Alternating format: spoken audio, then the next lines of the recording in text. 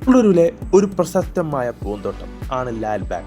ഇത് കമ്മീഷൻ ചെയ്തത് മൈസൂർ രാജാവായിരുന്ന ഹൈദർ അലിയായിരുന്നു. രണ്ട് പ്രധാന വാതിലുകളുള്ള ഈ പൂന്തോട്ടത്തിൽ ഒരു കായലുമുണ്ട്. കുറെ അധികം പക്ഷികളുള്ള വാസസ്ഥലം കൂടിയാണിത്.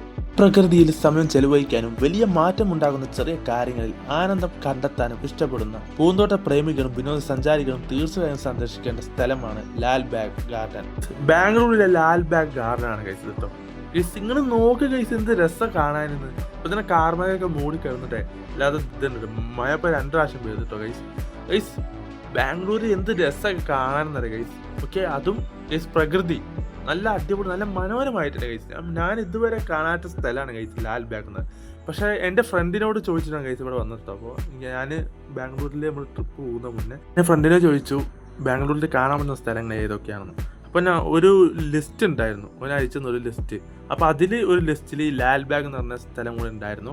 അപ്പോൾ അങ്ങനെ ഗൈസ് ഇവിടെ കണ്ടപ്പോൾ ഓക്കെ എൻ്റെ ഫ്രണ്ട് പറഞ്ഞല്ലെന്ന് ഇതിൽ ഗൈസ് കാണാൻ വന്നിട്ടോ. എന്ത് രസമാണ് ഗൈസ്, നിങ്ങൾ നോക്കി ചെടി കൊണ്ട് ഗൈസ് മനുഷ്യന്മാരെ ഉണ്ടാക്കി വെച്ചിരിക്കണ്. അതും ഒരുപാട് മരങ്ങൾ. എന്ത് രസം ഗൈസ് കാണാൻ. കാണാത്തന്നെ ബാഗ് വന്നോളി നിങ്ങൾ. ലാൽബാഗ് ഗൈസ് നിങ്ങൾ കാണണം.